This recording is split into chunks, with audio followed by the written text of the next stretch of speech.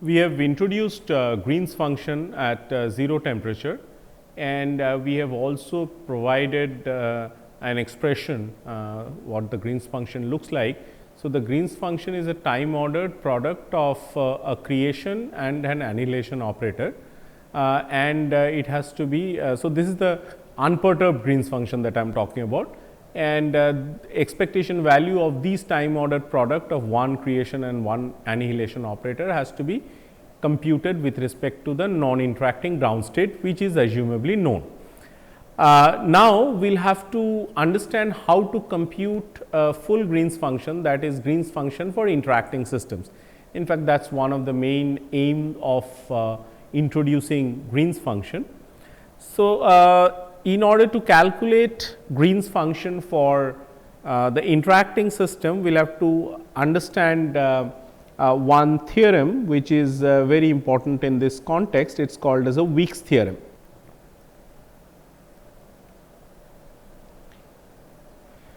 So, this was introduced by Wick in 1950, and before we go to that of how to use Wick's theorem in the context, let us write down the full Green's function.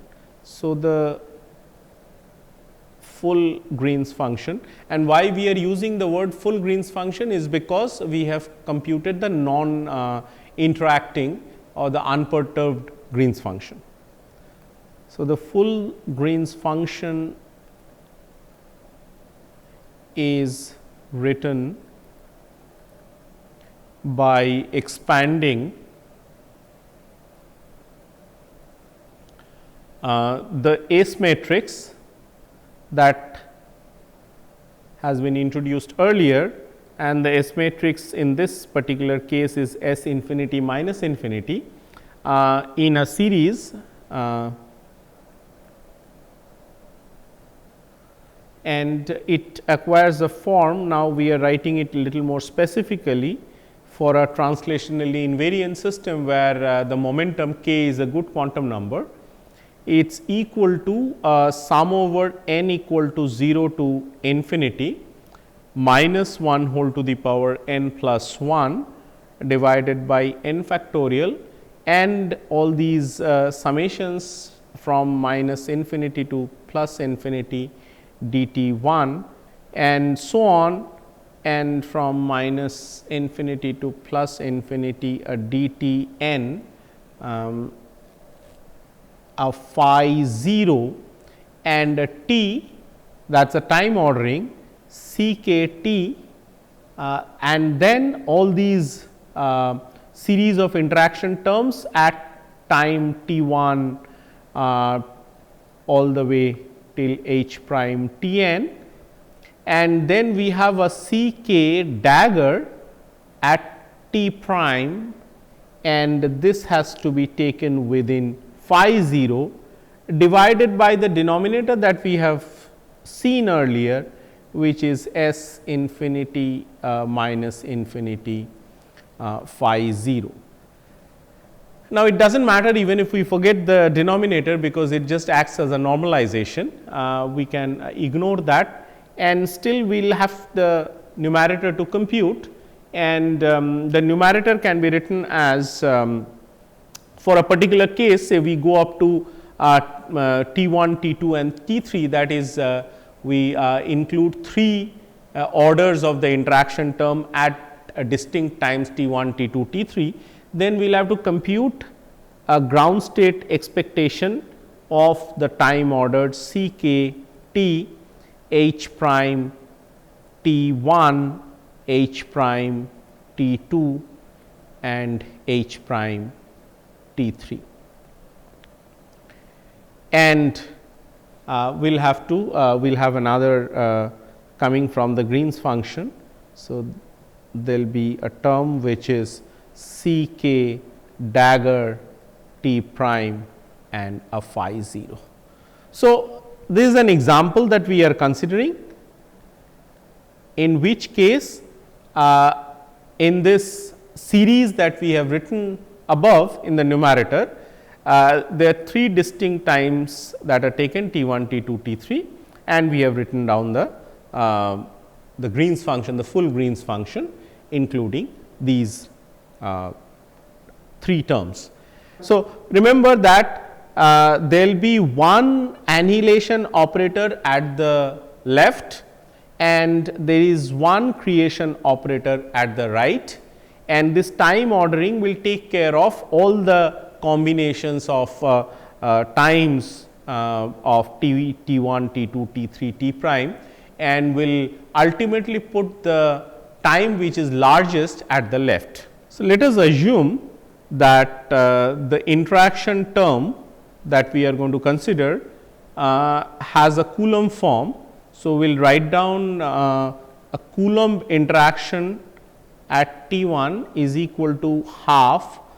This is Coulomb interaction, same as E square over R, where R is the distance between the 2 particles. However, it is written now in K space.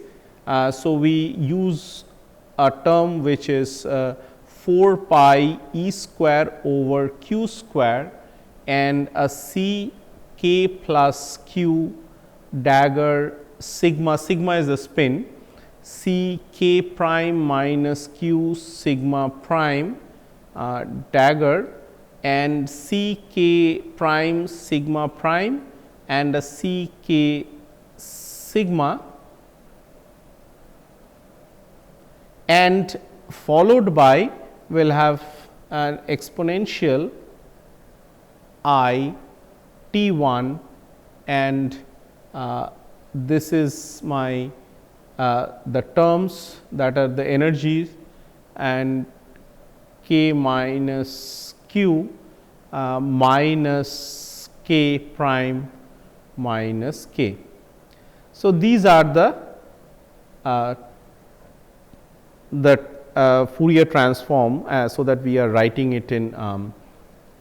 So, these are the terms for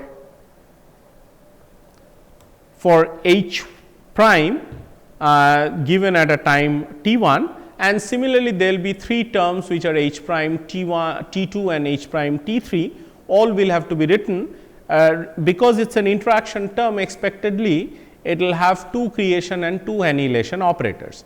So, how many creations and annihilations operator we have?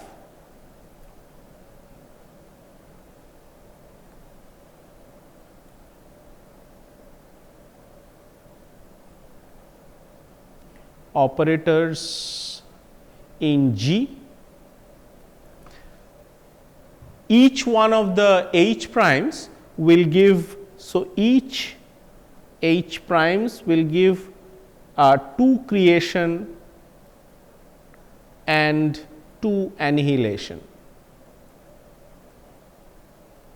And how many of them are there? So, there are 3 of them are there. So, 3 H prime will give 6 creation and 6 annihilation operators.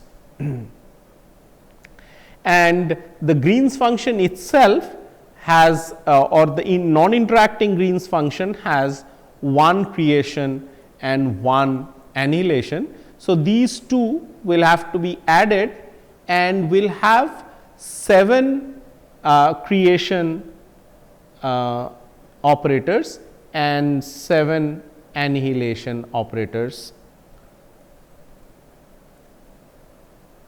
and each of them will have different times. I mean, in the sense that the H primes will have one time T1, the other H prime will have T2 and T3, etc. So, all these fermionic operators C and C dagger will have will correspond to times T1, T2, T3, and then there is a T and T prime which are coming from the non-interacting Green's function. So, there are 4 or rather 5 time indices that are appearing here, namely, so they are the time indices are, so time indices in these cases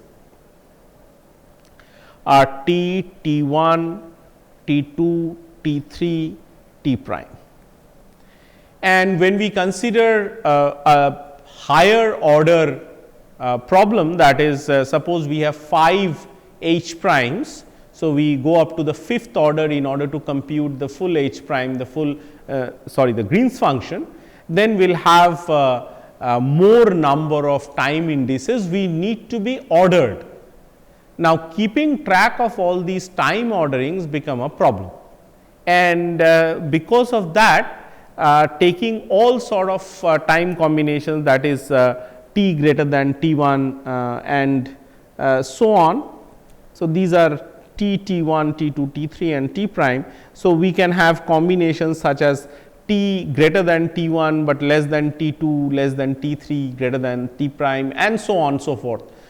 So, these keeping track will be difficult. So, computing a full Green's function often can be a big problem, a problem that is becomes formally quite complicated and messy. However, things are not that difficult, and a solution is provided by the Wick's theorem, and this is what we are going to talk about. But before we go into Wick's theorem, let us also see that we should have equal number of creation and annihilation operators in a Green's function.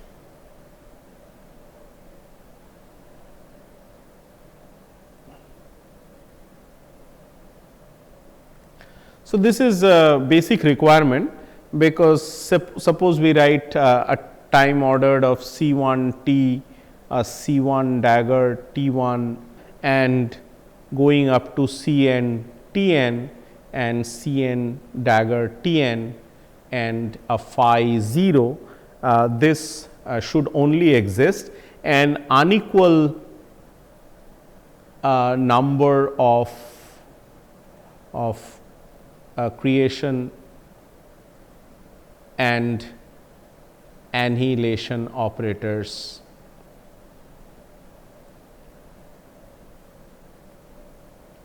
will yield 0 expectation value.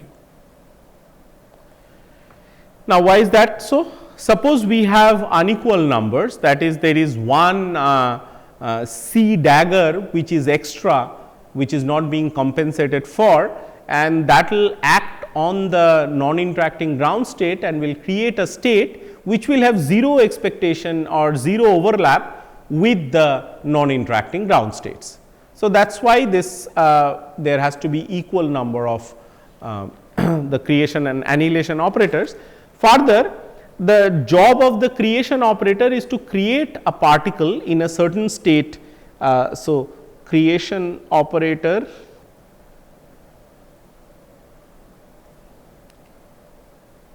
creates a particle in state say M. The destruction operator, or we are talking about annihilation, let us call it annihilation, though they mean the same thing.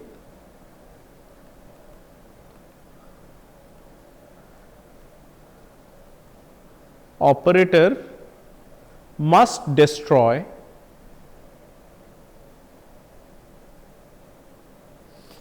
the state M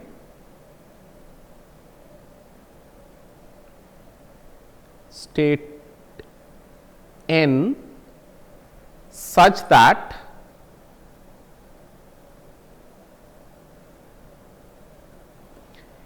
M has to be equal to N, so that the system is returned back to the ground state and it has finite expectation with respect to the ground state. Okay, so, say for example, we have a phi 0 t C alpha t C beta t dagger t prime, and a phi 0 has to be 0 unless alpha equal to beta, and if alpha is not equal to beta, then it is equal to 0, and if alpha equal to beta, this will correspond to a Green's function g t minus t prime. And similarly, another example can be given, which is a larger term inside the expectation term. So, this is C beta dagger T 1 and a C gamma T 2 and a C delta dagger T prime, and this is phi 0. So, just to avoid confusion, so this is equal to 0 unless alpha equal to beta, gamma equal to delta, or alpha equal to delta, gamma equal to beta. So, it has to return to the ground state to have a non-zero expectation in the ground state, because if a state is created by acting an operator on the phi 0, if that state is not destroyed, that particular the new state will not have an overlap with the original state of the problem or the ground state of the problem. So, that is why it has to vanish. And so, there are when you have larger number of such terms inside the phi zeros, then you will have many such orderings that are going to appear, and each ordering will then have to be dealt separately. And not only that, the main question still lies that how do we actually compute a Green's function which is given here. So, a Green's function such as phi 0, the time ordered of C k t h prime t 1, h prime t 2, h prime t 3, C k dagger t prime and phi 0, how will they have be calculated, and to bring to a form that makes sense. So, then this is done by the Wick's theorem, and Wick's theorem uses a concept which is known as normal ordering. So, let us learn what normal orderings are, and then we will see what Wick's theorem does. So, normal ordering.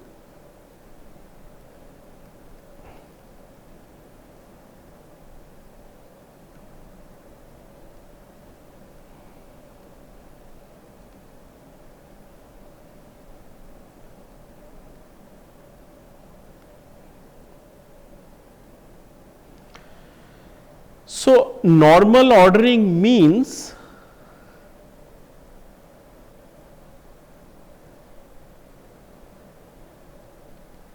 that all the annihilation operators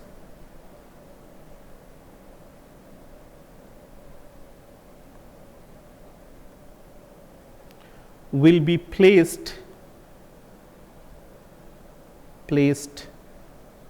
to the right of the creation operators.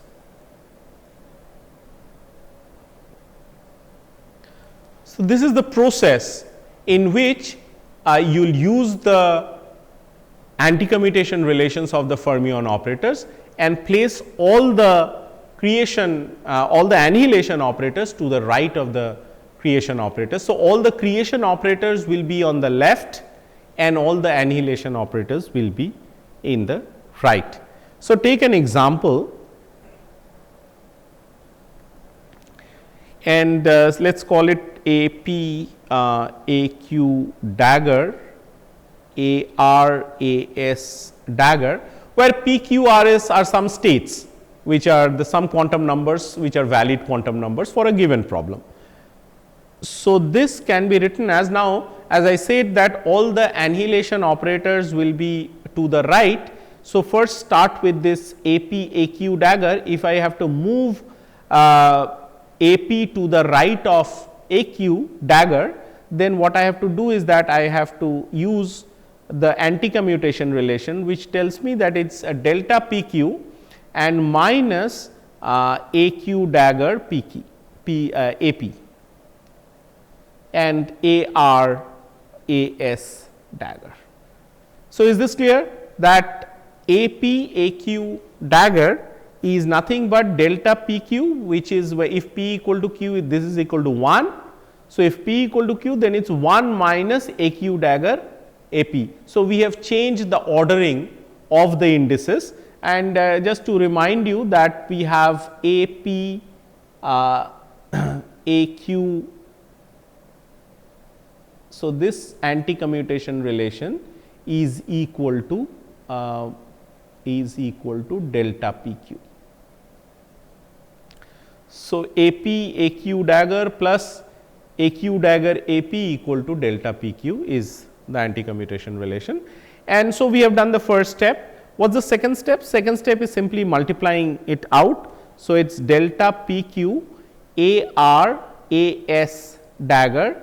We still have to do this, and now I have a minus AQ dagger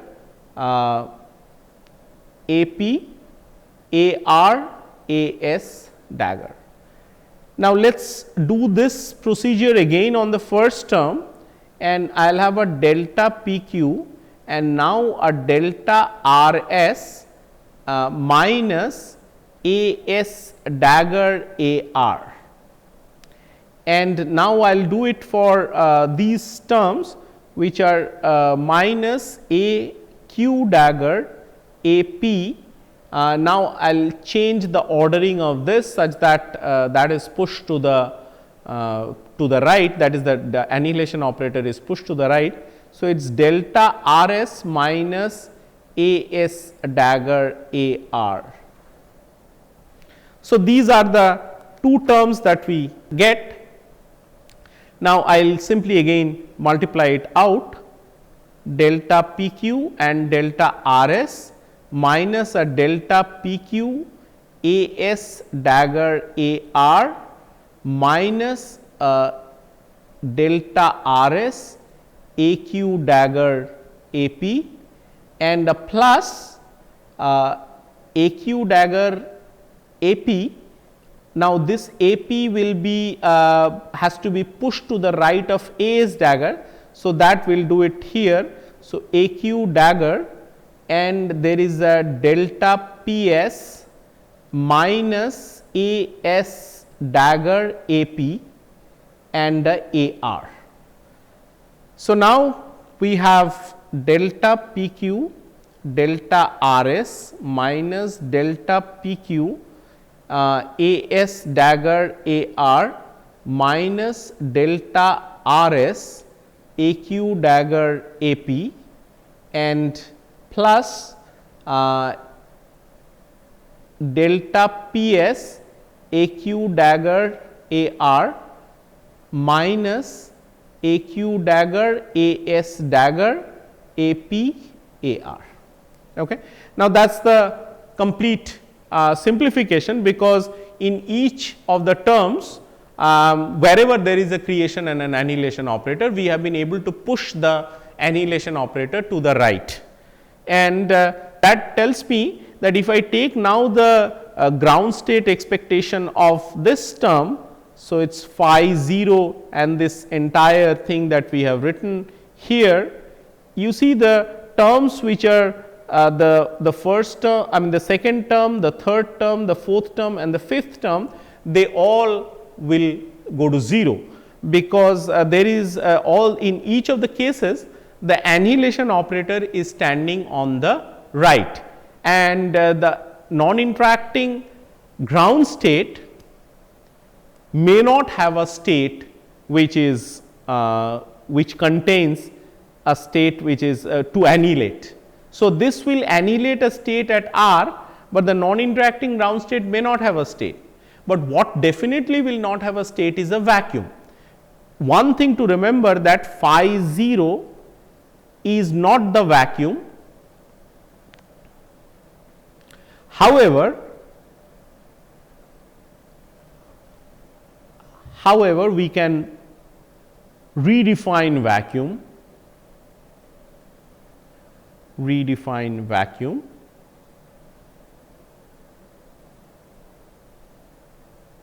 and these phi 0 can be considered as a redefined vacuum which really does not have a state which is occupied, which can be annihilated.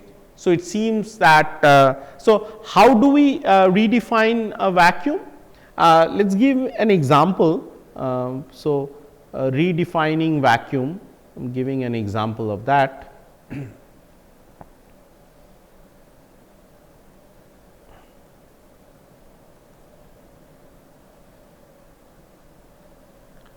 You have studied harmonic oscillator in your quantum mechanics course, and the harmonic oscillator has Hamiltonian which is given by p square over 2 m plus half m omega square x square, and you know the full story that goes with it. That is, if you solve this quantum mechanical Hamiltonian, that is the Schrodinger equation with this as the Hamiltonian, then you would get an energy spectrum which is n plus half h cross omega, and there is a 0 point energy that exists for n equal to 0, and the wave functions are going to be Hermite polynomial multiplied by a Gaussian, where Hermite polynomials are polynomials with certain properties, such as when the indices of these polynomials are even, the polynomial is even, and when the indices are odd, the polynomial is odd.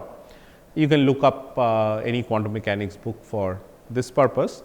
Now, if in this harmonic oscillator, so we are talking about simple harmonic oscillator, quantum mechanical simple harmonic oscillator.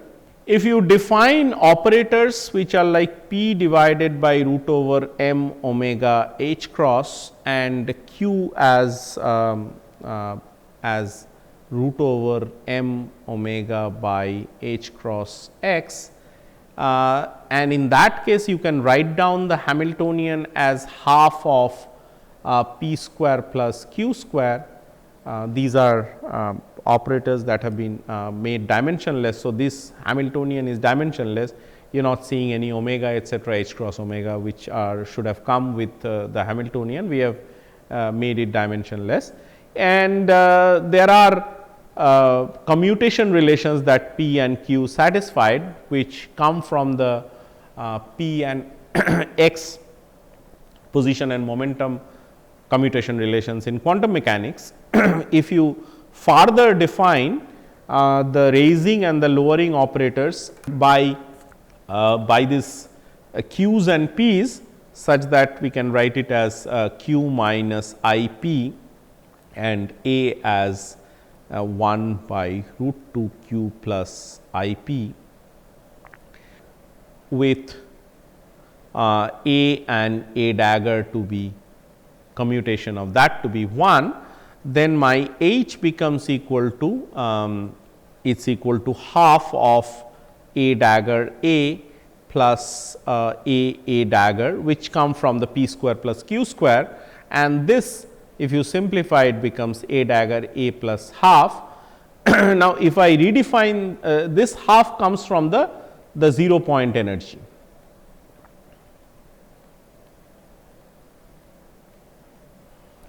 And if we redefine h tilde, which is equal to h minus half, now we do not have a 0 point energy, and we have been able to define the ground state without the 0 point energy. So, we have now n starts from 1. So, we have such that your h acting on 0 gives you a 0 and a 0. So, there is no, the 0 point energy has been set to be equal to 0, and this is what so the first non-zero energy is of course the h cross omega, and the 0 point energy is 0. So, this is the way one can redefine vacuum. So, if we redefine vacuum in our case as well, then all the annihilation operators acting on the ground state, which is now the vacuum, should give me 0. So, the only thing that is non-zero is this part. So, this is the only thing that is non-zero, and will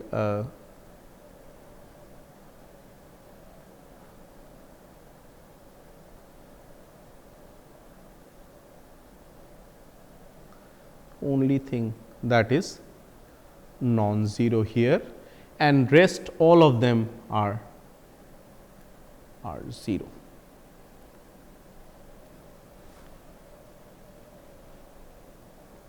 Okay. So, this is what it gives, and hence we can write this as phi 0 A p A q dagger A r A s dagger phi 0 it's equal to a delta p q and a delta r s, which are nothing but phi 0 A p A q dagger phi 0 and phi 0 A r A s dagger and a phi 0.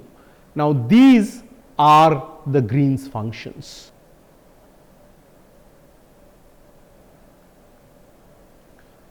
Excepting that we haven't written the time indices explicitly, but these will give the Green's functions, or they will give the or number operators if the time indices are same. We will come to this. So, so these are not only these are Green's function, but these are non-interacting Green's functions.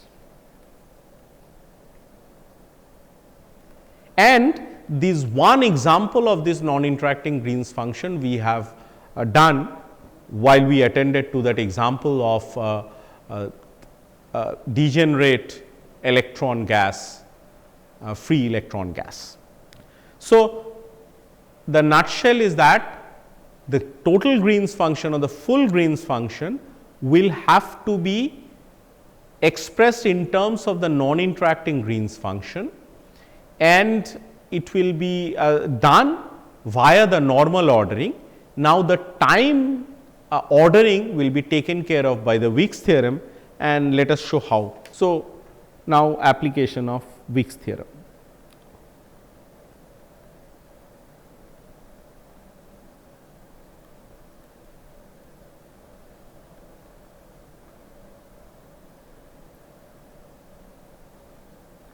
You might wonder that we have not defined Wick's theorem, but we are talking about applications of the Wick's theorem.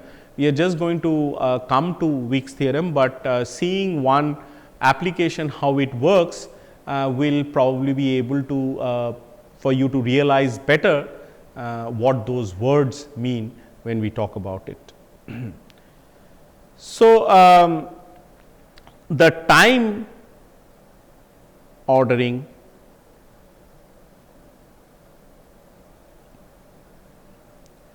in the full Green's function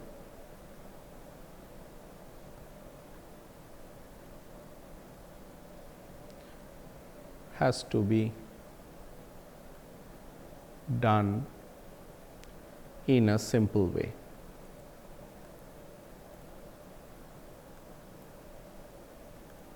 So, keep in mind that we have equal number of creation and annihilation operators. So, let us take an example, which is what we have said is T C alpha T C beta T 1 dagger C gamma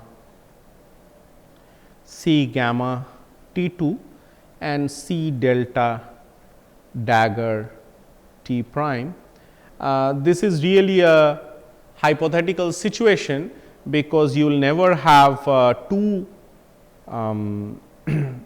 creation and two annihilation operators ever, because you will have a H prime which itself will come with two creation and two annihilation operators. Further, the Green's function that is that requires one more creation and annihilation operator. So, at least you will have three creation or three annihilation operators for the first order Green's function to be calculated. We are just taking a hypothetical example.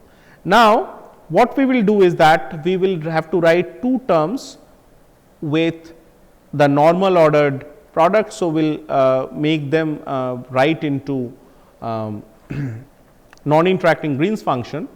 So, assume the normal ordering is done, and we write a C beta dagger T 1 and a phi 0. So, the first two terms have been paired and the third and the fourth terms have been paired. We will have to write it properly. So, a phi 0 and a time ordered C gamma T 2 C gamma at T 2 and C delta at T prime and phi 0. Remember, each of these terms that you see there are they are non-interacting Green's functions. And now, there is a minus sign, you will see why, because you will have to take this C gamma one move and a second move. So, two swaps of this C delta dagger will create two negative signs which will be positive, but however, I will also take the C beta dagger to the right of C gamma in order to write it as a Green's function. So, that is one move, that is why we get a minus sign. So, we will have a minus sign and this, and then a C alpha T C delta dagger T prime and a phi 0 and a phi 0 T C gamma T 2 C beta dagger T 1 and a phi 0. Remember, there will be no terms which are consisting of both of them being annihilation operator or both of them being creation operators, because that will have 0 expectation value anyway. So, let us come back to this in a while and let me complete this thing. So, this will be equal to delta alpha beta delta gamma delta, which is phi 0 and a T C alpha T C beta dagger T 1 phi 0 and a phi 0 T C C gamma T 2 C delta T prime phi naught and minus delta alpha delta delta gamma beta and phi 0 C alpha T C delta dagger T prime phi 0 and a phi 0 T C gamma T 2 and C beta dagger T prime and phi 0. Once you get to the habit of writing things, things will be very smooth, and you know the rules of changing signs and writing these things. So, I get two delta functions coming from two of these brackets and so on. So, what happens is that I have to now multiply, because there are two Green's functions. If I multiply the whole term as so, I have a minus I square, because the Green's function, if you remember, comes with a minus I. So, minus I square phi naught T C alpha T C beta dagger T 1 C gamma T 2 and C delta dagger T prime and a phi 0. This will be delta alpha beta delta gamma delta, which is what we have written, alpha T minus T 1 and G 0 gamma T 2 minus T prime, and there will be another term which is alpha delta and delta gamma beta G 0, and this is say alpha T minus T prime and G 0 gamma T 2 minus T 1. So, even if it is hypothetical, this term is hypothetical, we still have been able to simplify it and written it in terms of two Green's functions along with these delta alpha beta and delta gamma delta, these delta functions and two Green's functions, and similarly two delta functions and the Green's functions. So, this is Wick's theorem. Let us go back and see what Wick's theorem are, and we have included a summary. I will go through it slowly and try to explain it, so that you understand these concepts clear. These will be required in computing the Green's function, the full Green's function for an interacting system, and which is what we plan to do next.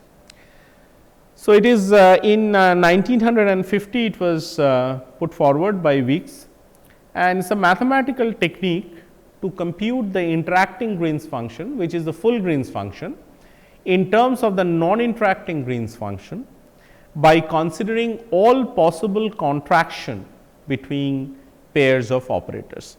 So, these are the all possible. One possible is C alpha C beta dagger and C gamma C delta dagger. The other possible combination is C alpha C delta dagger and C gamma C beta dagger. So, considering all possible contraction between pairs of operators. Now, you see that more number of H primes that you have, more will be the number of combinations that you need to take. The idea is to rearrange the order of factors in the operator products, which are between the ground states, using the usual commutation or anti-commutation rules. In the context of fermions, they are anti-commutation, and in the context of bosons, they are the commutation rules, so that the annihilation operator always stands on the right. The expectation values, this will be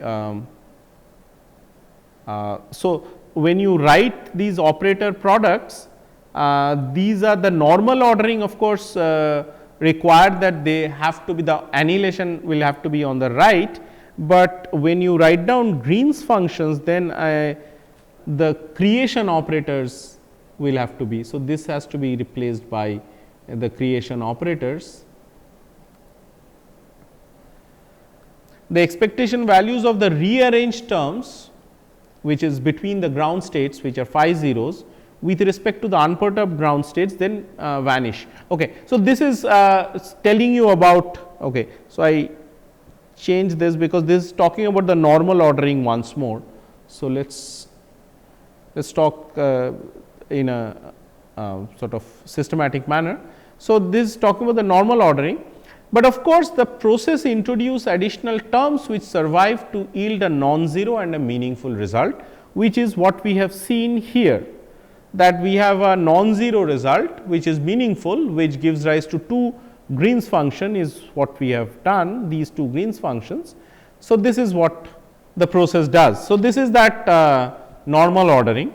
Now, from any arbitrary time ordered product of creation and annihilation operators, construct the product of the contractions. So, you contract them, which means you swap their positions in a physically meaningful and mathematically meaningful way, obtained by pairing of all the terms in a particular way, thereby forming a fully paired product. You see, we have formed a fully paired product. So, there is a C alpha C beta dagger and there is a C gamma C delta dagger, and similarly the other term. Repeat the process by pairing of the terms in a different possible way to form another fully paired product, and continue this process until the operators have all been paired off in all possible ways. To keep matters simple, we have shown you that how these pairing takes place in for only 4 fermion operators, but as I told, 4 fermion operators is never possible in a full Green's function. You should have at least 5 fermion or rather 3 fermion operators and 3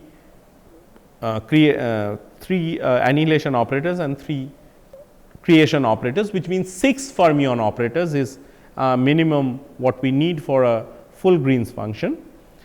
And so, we will have to repeat the process of pairing. So, this is that statement, that you repeat the process by pairing of the terms in different possible way to form another fully paired product, and continue this process until all the operators have been paired off in all possible ways.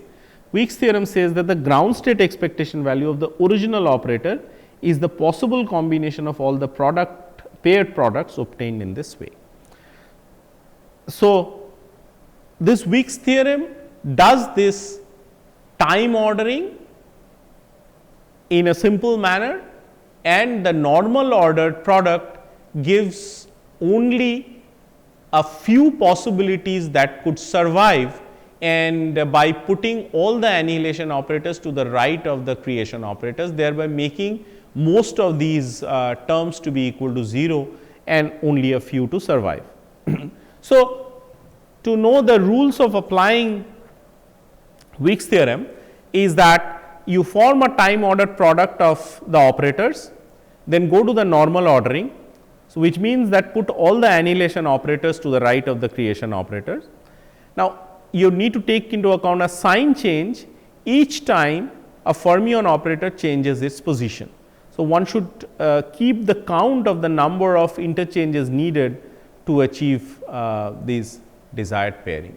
So, we are now ready to write down the full Green's function for a given problem, and we shall do it for the simplest case, which is Coulomb interaction for an electron system. So, a system of fermions.